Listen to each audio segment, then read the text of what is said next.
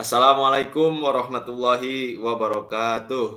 Waalaikumsalam warahmatullahi wabarakatuh. Alhamdulillahirrabbilalamin. Alhamdulillahilladzi bi ni'matihi tatimmus sholihat. Asyhadu an la ilaha illallah wa asyhadu anna Muhammadan abduhu wa rasuluh.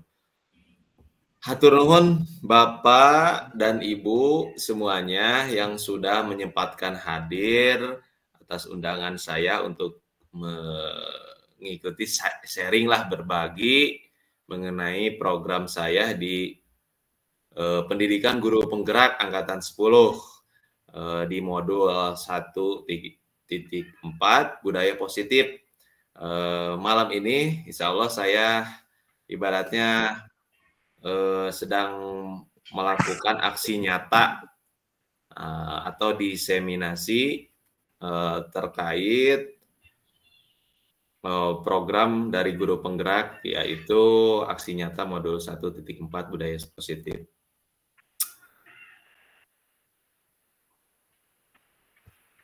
Baik Bapak Ibu semua, hari ini malam ini saya mungkin bukan mengajari Bapak Ibu, cuma sedikit berbagi saja mengenai ilmu-ilmu yang saya dapatkan dari pendidikan Guru Penggerak. Tapi sebelum saya lanjutkan, izinkan saya untuk membacakan sebuah pantun, Bapak Ibu. Siap mendengarkan? Siap, Pak, siap. Siap, Pak, laksanakan. Oke, terima kasih. Baik, saya bacakan pantun yang saya buat ya, Bapak Ibu semua. Makan siang pakai sayur bayam. Cakep. Siang hari pergi ke Tarakan. Cakep. Mumpung saya belum mengucap salam, Cakep. yang ingin ke WC, saya persilahkan. Oke, siap. Siap, siap. Mantap. Oke, satu lagi pantunnya, Bapak Ibu. Oke. Ya. Makan nasi terasa basi. Cakep. Sudah hilang semua nutrisi. Cakep. Beri waktu saya presentasi. Cakep. Mohon dengarkan meski frustasi. Wow, keren. Baik. Saya lanjutkan Bapak Ibu ya. Siap. Oke, kita sepakati saja Bapak Ibu. Sampai nanti materinya selesai, mohon Bapak Ibu untuk menyimak. Kalau bisa sih on cam ya Bapak Ibu, di mana ya Bapak Ibu banyak kegiatan, tapi tidak apa-apa kalau off cam juga. Tapi yang saya harapkan Bapak Ibu semangat untuk menyimak apa yang saya presentasikan. Sepakat Bapak Ibu? Ya, oke, boleh. Bapak Ibu semua sambil ngopi, sambil minum, sambil ngemil lah ya di rumah masing-masing. Mohon juga nanti kalau saya presentasi di mikrofonnya di mute ya. Kita saling menghargai aja kalau nanti ada tanya jawab, diskusi dan sebagainya. Itu 4 poin itu sepakat semuanya? Baik, saya lanjutkan. Baik Bapak Ibu, malam ini insya Allah topik pembahasannya saya akan menjelaskan sebuah konsep utama ya. Pertama yaitu tentang disiplin positif dan nilai-nilai kebajikan universal. Kemudian saya juga akan menjelaskan nanti tentang teori motivasi, tentang teori hukuman dan penghargaan, dan restitusi. Kemudian nanti saya juga akan menjelaskan mengenai keyakinan kelas ya.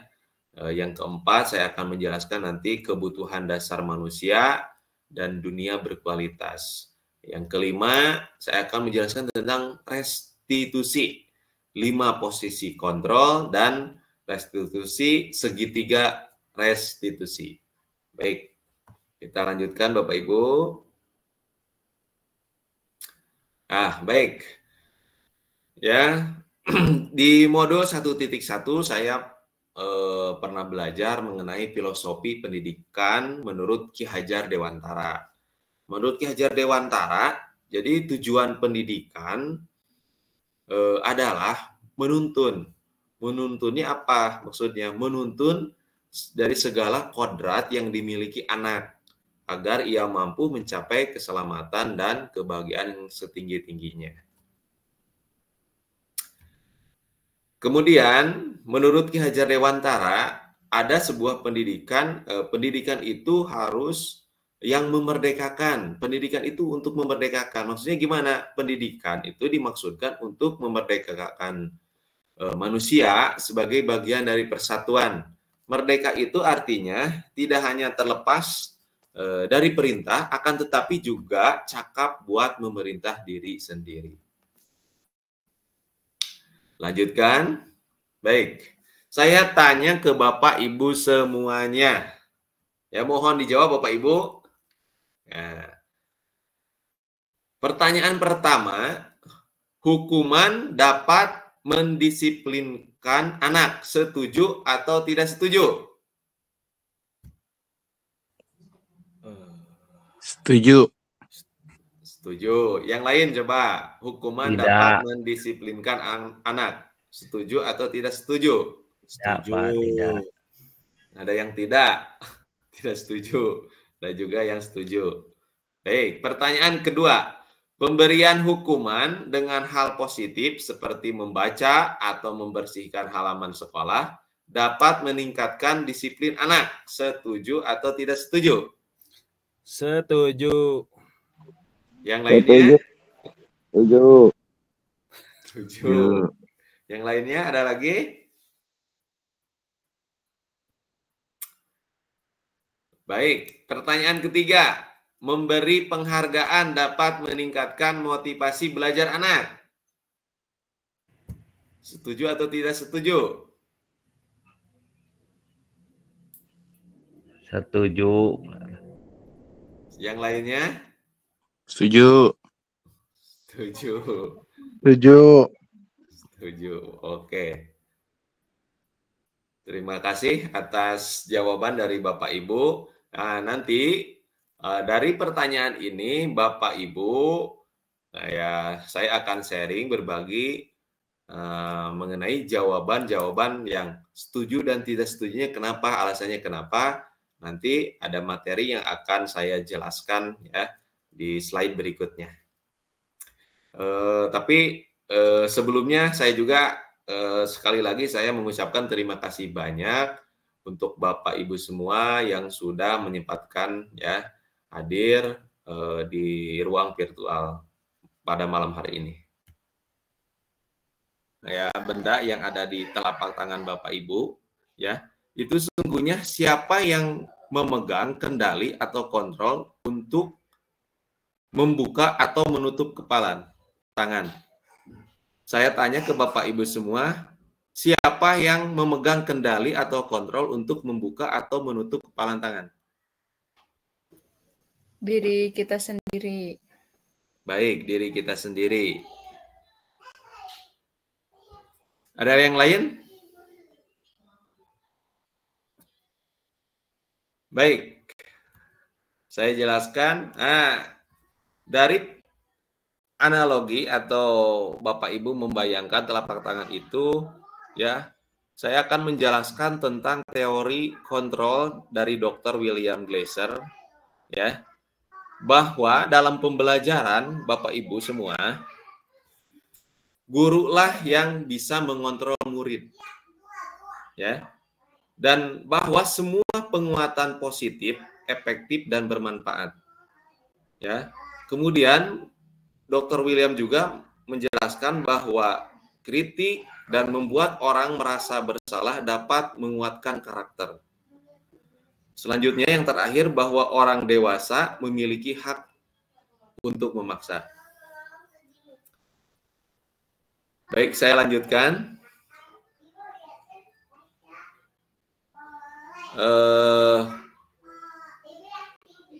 Saya coba akan menjelaskan ya mengenai disiplin positif. Apa yang dimaksud dengan disiplin, Bapak Ibu? Ada yang tahu? Kira-kira? Ada yang tahu Bapak Ibu semua? Disiplin itu apa sih? Tahu pengertiannya atau maknanya? Silakan boleh beri ini pendapatnya Bapak Ibu. Patuh, Pak, patuh. Patuh. Selain itu, kira-kira apa lagi Bapak Ibu selain patuh?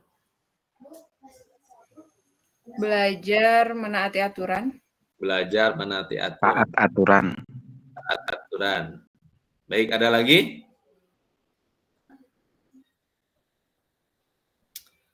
Oke, baik. Disiplin secara bahasa Latin ya, disiplina artinya belajar Bapak Ibu. Ya. Disiplin diri membuat orang menggali potensinya menuju sebuah tujuan apa yang dihargai.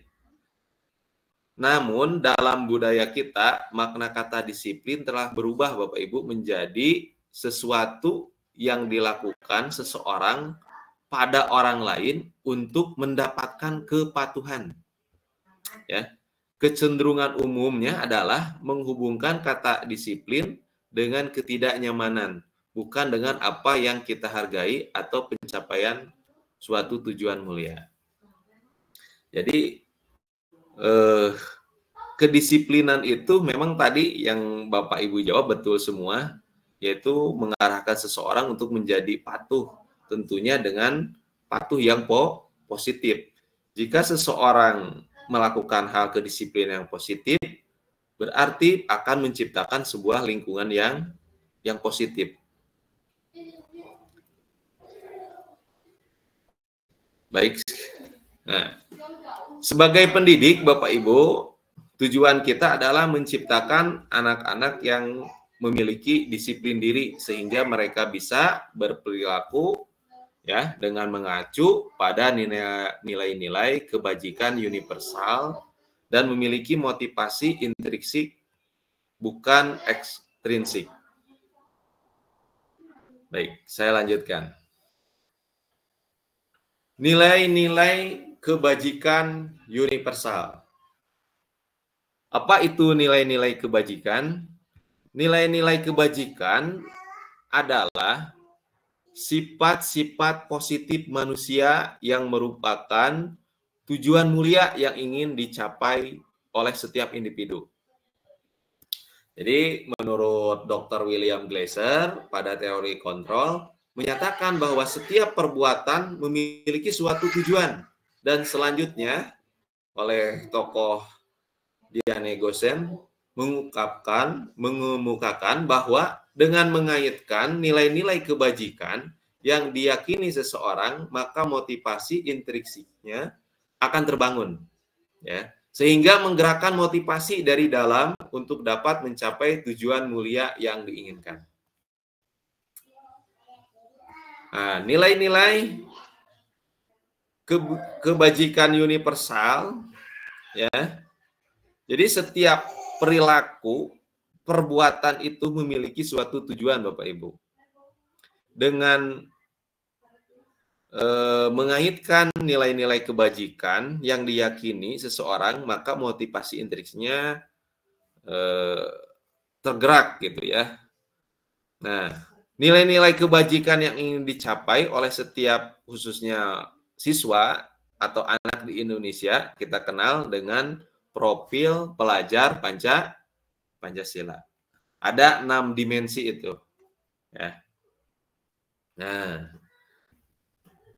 jadi di profil pelajar Pancasila ada 6 dimensi seperti beriman, bertakwa kepada Tuhan Yang Maha Esa, berakhlak mulia, ya, berkepiawaian global, kemudian bergotong royong, kreatif, bernalar kritis, mandiri. Itu adalah nilai-nilai ya positif, ya nilai-nilai kebajikan universal. Meskipun ada nilai-nilai yang lainnya seperti ada rasa empati, suara hati, kontrol diri, rasa hormat, kebaikan, toleransi, keadilan dan sebagainya. Baik, lanjut.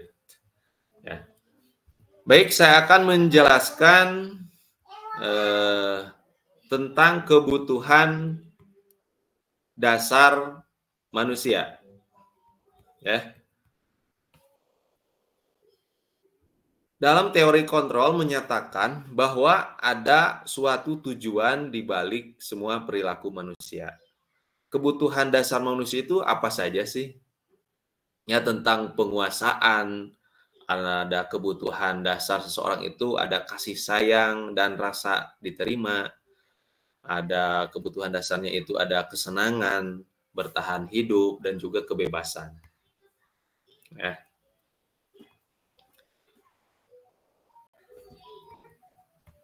Baik, saya lanjutkan Bapak Ibu.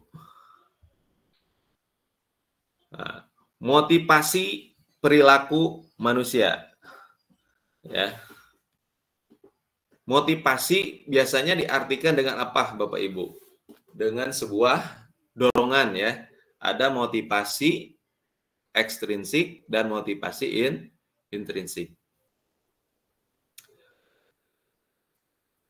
Nah, contohnya untuk menghindari ketidaknyamanan atau hukuman, misalkan murid melakukan disiplin karena takut dihukum. Ya, seseorang melakukan hal-hal positif ya karena ada takut dihukum seperti itu ya. Kemudian untuk mendapatkan imbalan atau penghargaan dari orang lain. Misalkan contoh murid melakukan disiplin karena ingin mendapat imbalan. Kemudian untuk menjadi orang yang mereka inginkan dan menghargai diri sendiri dengan nilai yang mereka percaya. Sadar akan nilai kebajikan dirinya. Itu masuk ke motivasi intrinsik. Ya. Jadi kalau ada kesadaran, keinginan yang kuat dirinya, itu masuk ke motivasi intrinsik. Sedangkan yang kedua di atas, yaitu motivasi ekstrinsik. Karena ada pengaruh dari luar seperti takut dihukum atau karena imbalan dan sebagainya. Oke, Bapak Ibu, sebelum dilanjut, apakah ada pertanyaan atau tambahan dari Bapak Ibu semua mengenai disiplin atau berbagi sharing tentang kedisiplinan di sekolah ya, atau Bapak Ibu ada tambahan mungkin dari motivasi perilaku manusia? Silakan, ada pertanyaan atau tambahan? Kalau tidak ada, saya lanjutkan Bapak Ibu. Oke, baik. Hukuman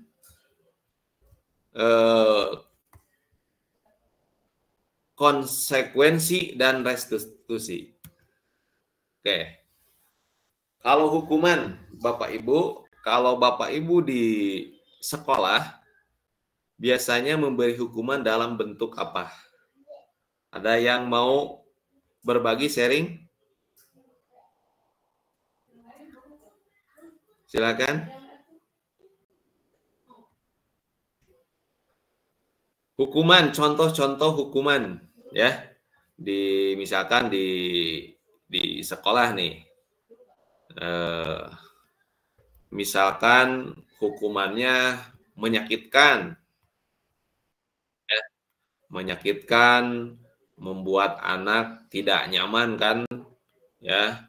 Terus murid anak akan membenci sebuah peraturan karena sangat menyakitkan itu. Sehingga murid menyembunyikan kesalahan. Kemudian murid juga merasa marah, rendah diri. Nah, bagaimana dengan penghargaan? Kalau penghargaan itu ya contohnya ya, karena dengan dihukum oleh penghargaan maka pengaruhnya bisa jangka pendek dan juga jangka panjang. Nah, terus penghargaan tidak efektif ya. jika dilakukan dalam suatu kondisi tertentu ya. Penghargaan merusak hubungan, penghargaan mengurangi ketepatan, penghargaan menurunkan kualitas, kemudian penghargaan mematikan kreativitas, kemudian penghargaan menghukum ya. Nah, ini adalah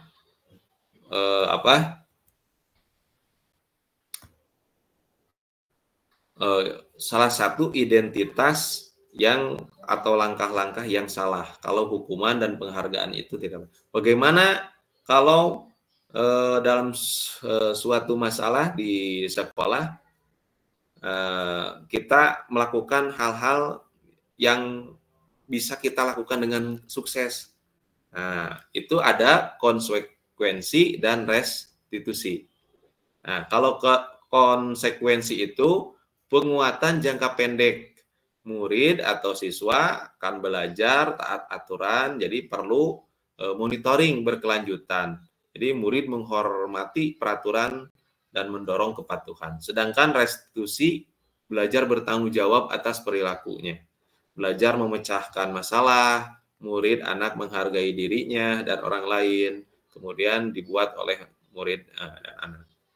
Jadi konsekuensi dan restitusi itu harus adanya proses kolaboratif yang mengajarkan murid untuk mencari solusi untuk masalah, kemudian membantu juga murid berpikir tentang orang seperti apa yang mereka inginkan dan bagaimana mereka harus melakukan orang lain. Nah, contoh perbedaannya antara hukuman, konsekuensi, dan restitusi. Contoh kasus, misalkan siswa tidak mengerjakan tugas. Nah, kalau hukuman, contohnya bagaimana? Pasti kita akan marah nih. Ya, guru akan marah. Kemudian guru misalkan menghukum murid berjemur pada saat jam 12 siang misalkan, ya. Nah, kalau konsekuensi apa sih? Contohnya, guru akan tegas ya, secara lisan ataupun sikap ya. Kemudian guru memberikan konsekuensi murid mengerjakan tugas saat istirahat. Tetap memberi ini ya, misalkan dalam disuruh mengerjakan tugas saat istirahat ya. Kalau restitusi itu apa? Contohnya saat misalkan siswa tidak mengerjakan tugas, guru akan menanyakan keyakinan kelas dan membantu murid menyelesaikan masalah. Nah. Baik Bapak Ibu, kita diskusikan. Kalau ada pernyataan seperti ini, tindakan kita sebagai guru misalkan mencatat 100 kali di dalam buku ya tentang kalimat saya tidak akan terlambat lagi karena terlambat sekolah. Itu masuknya hukuman atau konsekuensi? Kita diskusikan, coba Bapak Ibu. Bisa dijawab. Silakan Bapak Ibu. Konsekuensi. Konsekuensi, Bu Isma. Yang lainnya? Mencatat 100 kali di dalam buku kalimat saya tidak akan terlambat lagi karena terlambat ke sekolah. Nah, mungkin Pak Nopi ya silakan. Konsekuensi, Pak. Konsekuensi.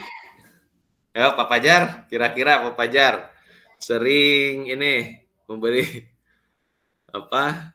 menyuruh siswa nih jika terlambat ya datang ke sekolah mencatat di buku misalkan 100 kalimat saya tidak akan terlambat lagi. Itu masuk hukuman atau konsekuensi?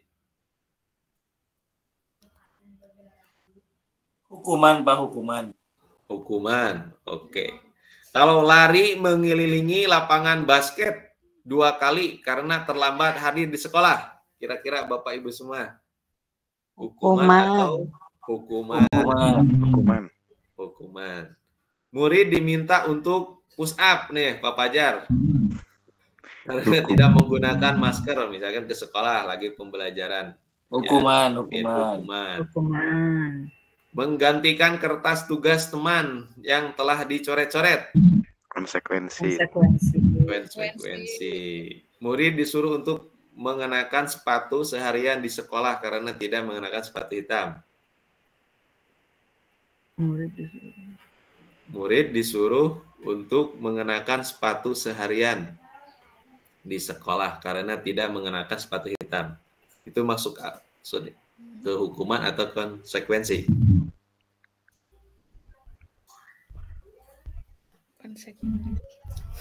Konsekuensi, Wisma. Apa? Mungkin.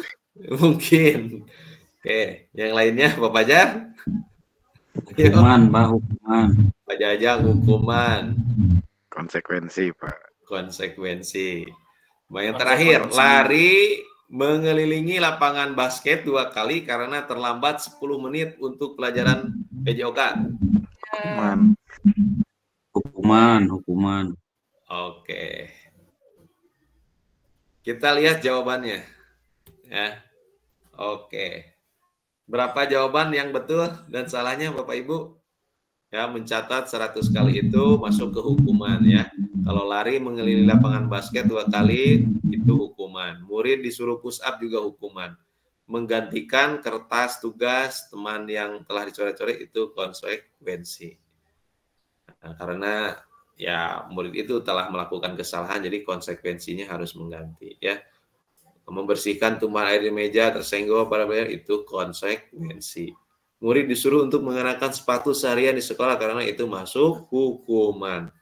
Nah, lari mengelilingi lapangan basket karena terlambat 2 menit itu masuk konsekuensi, bukan hukuman ternyata.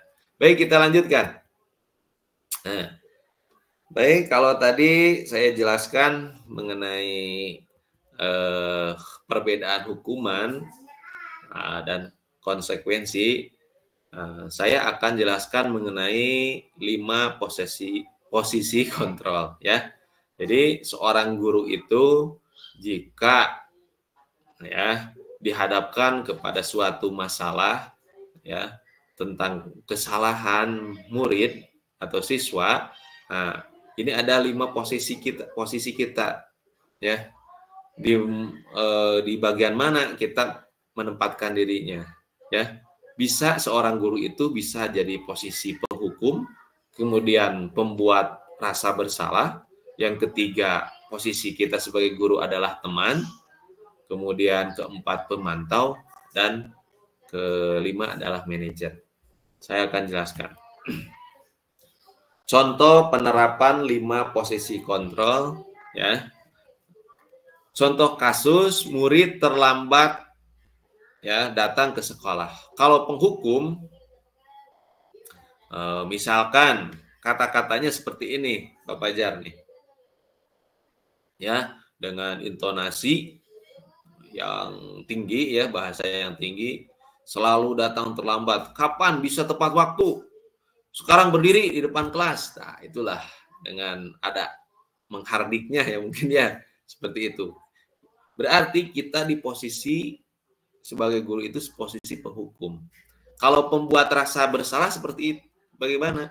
Misalkan, ibu sangat kecewa dengan kamu. Berapa kali ibu harus memberitahumu? Nah, itu kita posisi di pembuat rasa bersalah. Kalau teman, bagaimana? Ya, sudah, kali ini tidak apa-apa. Nah, itu seperti ya teman ya. Nah, kalau pemantau seperti apa? Bagaimana? Nah, misalkan kita menanyakan ya peraturannya apa, terus menanyakan lagi kepada siswa murid konsekuensinya apa, ya.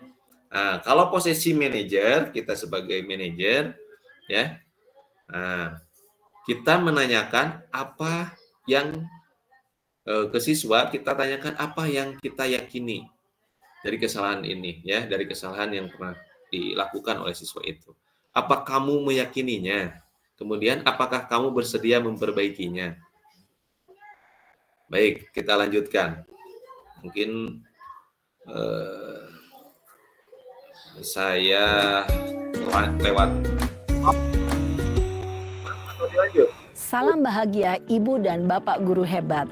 Dalam penerapan disiplin positif restitusi, salah satu dulu program yang Biar dikembangkan lebih adalah paham, Bapak 5 Ibu, posisi ini kontrol.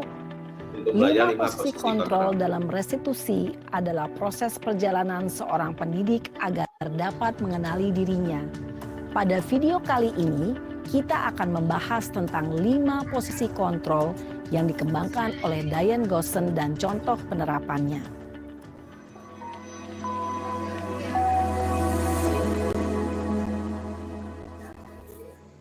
Lima posisi kontrol itu adalah 1. Posisi penghukum. 2. Posisi pembuat merasa bersalah. 3. Posisi teman. 4. Posisi pemantau atau monitor. Dan 5. Posisi manajer. Untuk lebih memahami kelima posisi tersebut, mari kita saksikan kasus Naren yang terlambat hadir 20 menit di sekolah dan melihat bagaimana kelima posisi kontrol dalam menghadapi masalah tersebut.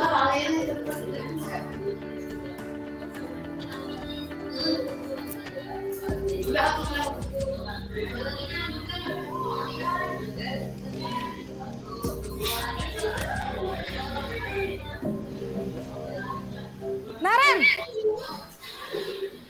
Sini kamu! Selamat pagi, Bu. Selalu terlambat. Kamu deh, pasti terlambat. Maaf, Bu. Saya... Apa? Apa coba? Alasan kamu apa lagi? Kapan sih kamu tidak terlambat? Malas sekali ya kamu jadi anak. Saya... Dasar pemalas. Gak kapok-kapok sih kamu. Sudah berapa kali terlambat? Sana, kamu keliling lapangan basket 2 kali. Kenapa saya harus keliling lapangan basket, Bu? Kenapa? Kamu mau lawan ibu? Berani-beraninya jawab. Sudah terlambat, masih berani jawab pula. Sekarang, keliling lapangan basket 5 kali sekalian. Biar kapok. Cepat, pergi sana ke lapangan basket. Posisi penghukum biasanya berbicara dengan nada tinggi, menghardik, menunjuk-nunjuk, menyakiti, dan menyindir. Hukuman bisa berupa fisik maupun psikis. Ibu dan bapak guru hebat. Dampak yang terjadi pada murid ketika guru berada pada posisi penghukum adalah murid cenderung akan memberontak, bahkan menyimpan dendam.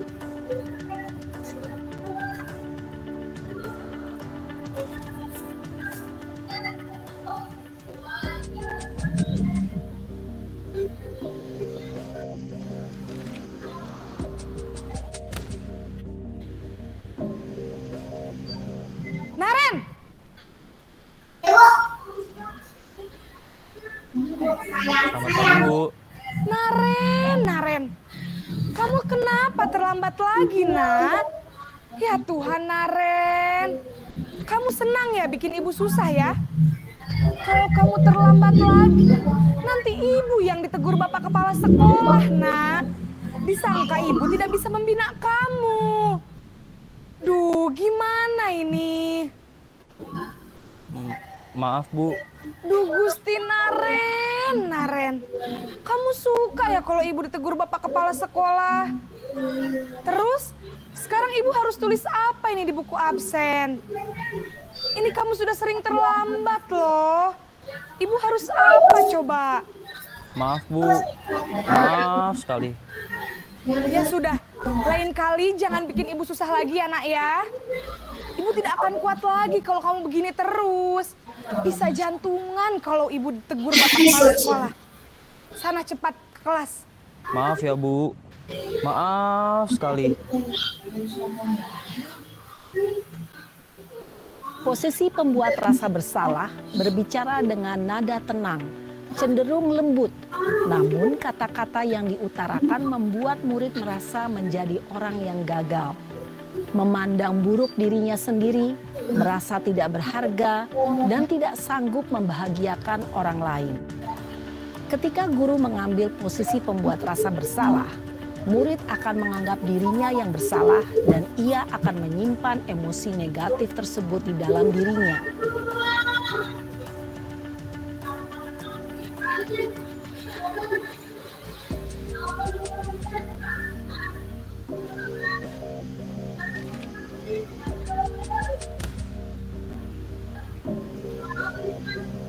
Naren!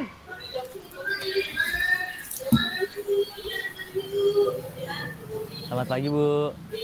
Wah, sudah jam berapa ini, Nak? Terlambat lagi ya, sayang. Iya, Bu. Habis ibu saya lupa bangunkan saya, Bu. Kamu malah menyalahkan ibu kamu. Kamu bukannya anak yang larinya paling kenceng. Kok terlambat sih? Iya, Bu. Saya memang terlambat bangun tadi. Jadi, biarpun saya lari kencang, tetap gak kekejar, Bu. Ya sudah sana. Nanti lain kali larinya lebih kenceng lagi ya. Biar gak terlambat lagi. Bikin seneng ibu. Demi ibu. Bisa kan? Bisa lah, Bu. Ya sudah sana. Ibu beresin urusan absen kamu. Kamu ini ada-ada saja. Dalam posisi teman, guru berbicara dengan nada suara ramah, akrab, cenderung bersenda gurau untuk menjaga suasana tetap santai. Murid akan merasa senang, aman, dan akrab dengan guru. Identitas yang tercipta adalah identitas sukses atau berhasil. Namun, perlu diingat, karena ini masih dorongan eksternal, maka ada faktor ketergantungan dari murid kepada orang tertentu.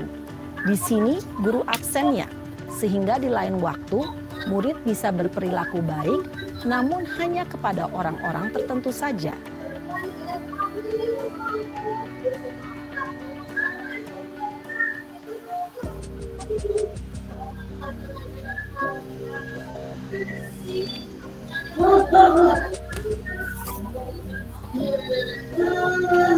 Naren!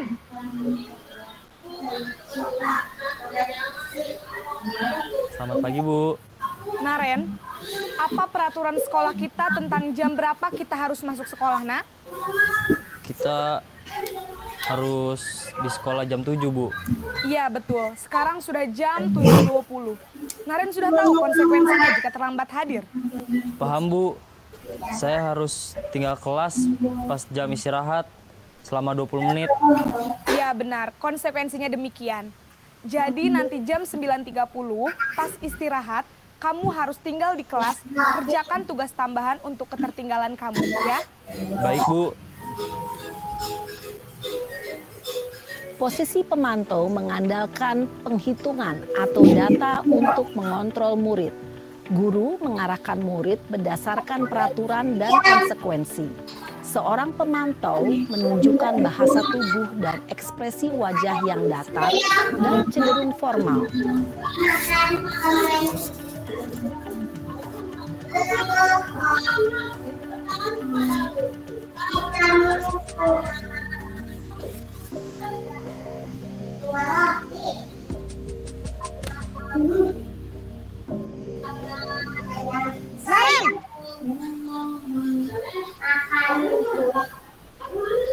Selamat pagi, Bu. Selamat pagi, Naren. Maaf, Bu. Saya terlambat. Iya, sekolah masuknya jam 7, sekarang sudah jam 7.20. Jadi sekarang bagaimana ini, Naren? Maaf, Bu. Saya lupa setel alarm saya semalam. Baiklah, menurut kamu, keyakinan sekolah yang mana yang perlu kamu tingkatkan? Menghargai diri sendiri dan orang lain mungkin ya, Bu. Setuju. Jadi, apakah Naren meyakini prinsip saling menghormati tersebut? Iya, Bu. Saya meyakininya. Apakah Naren bersedia memperbaiki masalah keterlambatan ini? Bersedia, Bu. Bagaimana kamu akan perbaiki masalah keterlambatan ini? Saya akan coba untuk tidak lupa menyetel alarm saya, Bu. Baik, kalau Naren lupa menyetel alarm di rumah, ada orang yang kira-kira bisa bantu mengingatkan tidak? Ada, Bu. Kakak saya, Kak Ema. Ada lagi selain Kak Ema? Selain Kak Ema, ada ibu saya. Baik, jadi yang mengingatkan Naren adalah Kak Emma dan ibu kamu ya. Kira-kira akan mulai setel alarm kapan nih Naren? Setelah pulang sekolah, akan segera saya lakukan. Baik, jadi Naren akan setel alarm untuk bangun besok pagi dan akan diingatkan oleh kakak dan ibunda Naren ya. Ada lagi yang mungkin perlu dilakukan Naren agar tidak terlambat bangun lagi? Tidak ada, Bu. Baik Naren, terima kasih kerja sama kamu. Sekarang kamu perlu kembali ke kelas untuk belajar. Baik, Bu. Terima kasih. Posisi manajer adalah posisi kontrol yang disarankan untuk membimbing murid memiliki sikap disiplin yang positif, yaitu murid yang mandiri, bertanggung jawab, dan dapat memecahkan masalah. Tujuan dari posisi ini adalah agar murid dapat berefleksi atas tindakannya.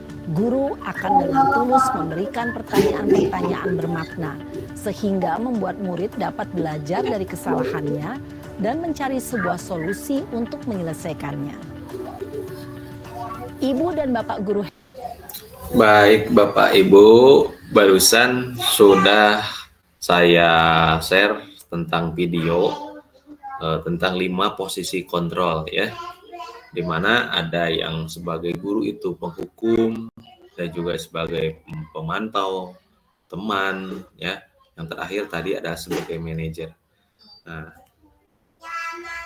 kira-kira menurut Bapak Ibu di posisi mana ya guru itu harus menempatkan dirinya ketika dalam sebuah kasus ya, masalah ya, khususnya misalkan tadi keterlambatan siswa datang ke sekolah. Kira-kira di posisi yang mana yang paling tepat seorang guru menempatkan posisinya? Manajer. Di posisi manajer, Pak Bu Isma. Halo Pak Pajar atau yang lainnya. Kira-kira biasanya kalau siswa yang datang terlambat itu memposisikan dirinya di posisi mana, Pak?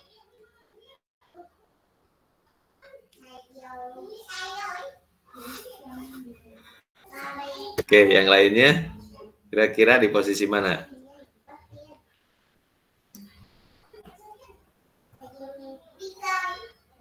Oke, baik. Ya. Dari 5 posisi kontrol itu, Bapak Ibu, ya, dari mulai penghukum, ya, kemudian dari posisi pemantau, teman, dan yang terakhir tadi manajer, yang harus kita lakukan jika ada kesalahan dari siswa itu. Nah, yang paling bagus adalah menempatkan kita itu dari posisi manajer seperti itu, karena di sana kita harus menggali sebuah diskusi dulu ya, membuat sebuah tadi yang dibahas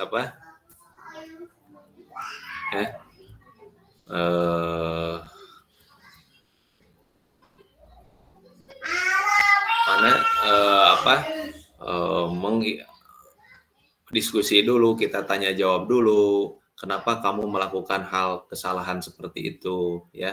Dan kemudian kita tanyakan juga ya sebuah konsekuensi dari kesalahan itu, apa yang akan terjadi jika kita sudah melakukan kesalahan seperti itu. Baik, selanjutnya saya akan menjelaskan tentang sebuah keyakinan kelas. Ya, nah, mengapa keyakinan kelas? Mengapa tidak peraturan kelas saja? Ya, jadi menurut Gosen, ya, suatu keyakinan akan lebih memotivasi seseorang dari dalam atau memotivasi secara intrinsik. Seseorang akan lebih tergerak dan bersemangat untuk menjalankan keyakinannya daripada hanya sekedar mengikuti serangkaian peraturan. Nah, jadi murid-murid pun demikian, Bapak Ibu. Mereka perlu mendengarkan dan mendalami tentang suatu keyakinan. daripada hanya mendengarkan peraturan-peraturan yang mengatur mereka harus berlaku begitu dan begitu, begini dan begitu. Terus bagaimana mewujudkan keyakinan kelas yang efektif di sekolah? Ya, setelah seseorang memiliki keyakinan akan suatu hal, maka dia akan terbiasa melakukan hal-hal baik yang telah diyakininya tersebut. Nah, mengapa adanya keyakinan kelas? Itu penting untuk terbentuknya sebuah budaya positif, ya. Karena pernyataan-pernyataan keyakinan kelas senantiasa dibuat dalam kalimat positif dengan tujuan untuk membiasakan budaya positif tersebut. Contoh keyakinan kelas, ya, kalau Bapak Ibu ingin membuat sebuah pembentukan keyakinan di kelas, ya, pertama apa yang harus Bapak Ibu lakukan, ya? Misalkan mempersilahkan murid-muridnya di kelas untuk mengeluarkan pendapat tentang peraturan yang perlu disepakati di kelas atau di sekolah, atau kemudian mencatat semua masukan-masukan dari para murid. Kemudian susunlah keyakinan kelasnya apa. Tinjau kembali daftar curah pendapat yang sudah dicatat. Terus tinjau ulang keyakinan kelas secara bersama-sama. Setelah keyakinan kelas selesai dibuat, maka semua warga kelas dipersilahkan meninjau ulang untuk menyetujuinya dengan mendatangani keyakinan kelas tersebut, termasuk guru dan semua siswa, ya. Di kelas selanjutnya bisa dilekatkan di dinding kelas di tempat yang mudah dilihat semua warga kelas. Contohnya misalkan menjaga kebersihan seperti itu, ya, tidak membuang sampah sembarangan, misalkan seperti itu. Datang ke kelas tepat waktu, itu dicatat, ya. Kemudian bisa ditempelkan sebuah keyakinan kelas di dinding sekolah atau di dinding kelas. Baik, Bapak Ibu, tadi Bapak Ibu mungkin mendengar tentang sebuah restitusi. Restitusi apa sih?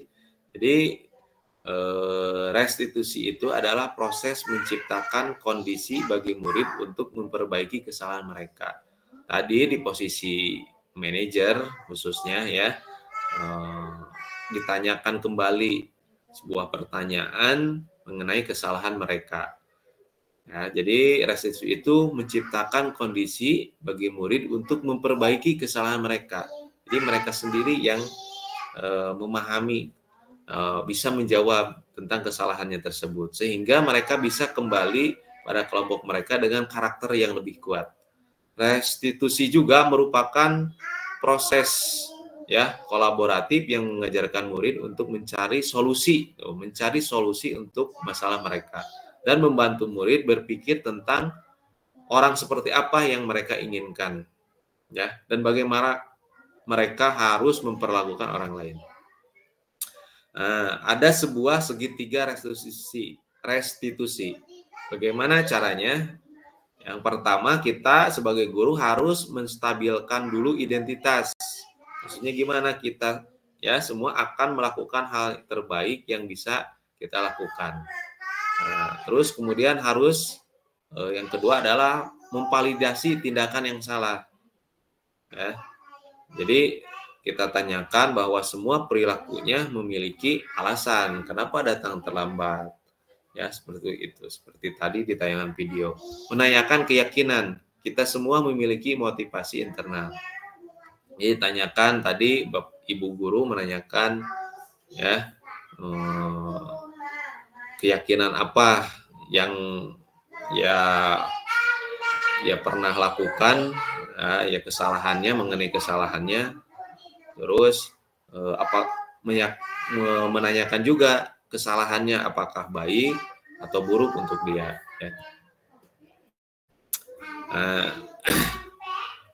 Menstabilkan identitas, ya.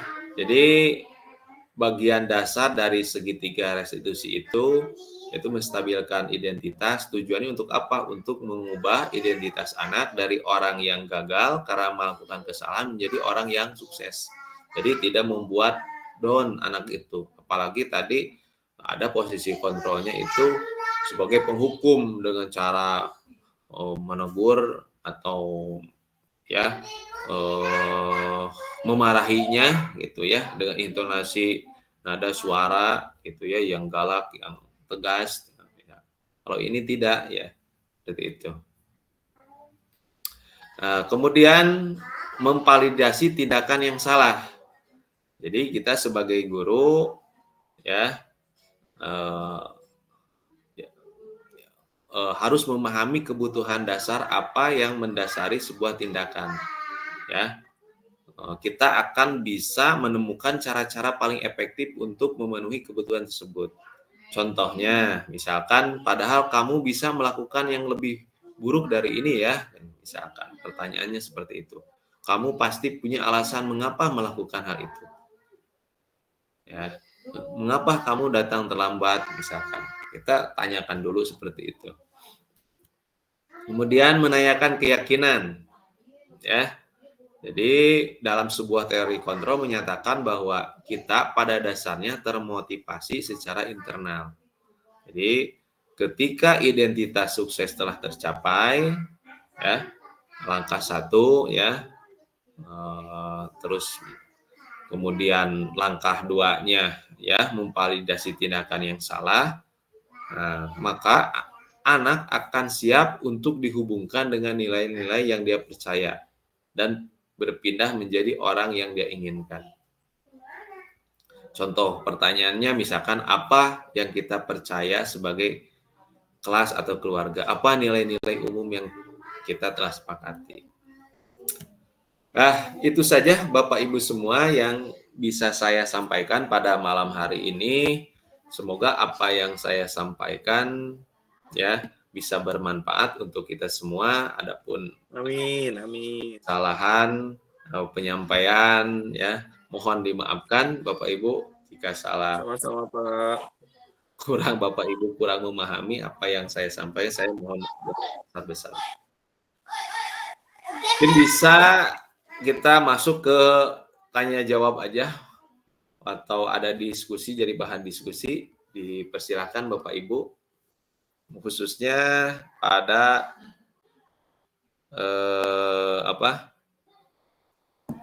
masalah-masalah tentang yang tadi saya share dari video tentang segitiga restitusi atau 5 posisi kontrol ya restitusi. Silakan Bapak Ibu. Ada pertanyaan?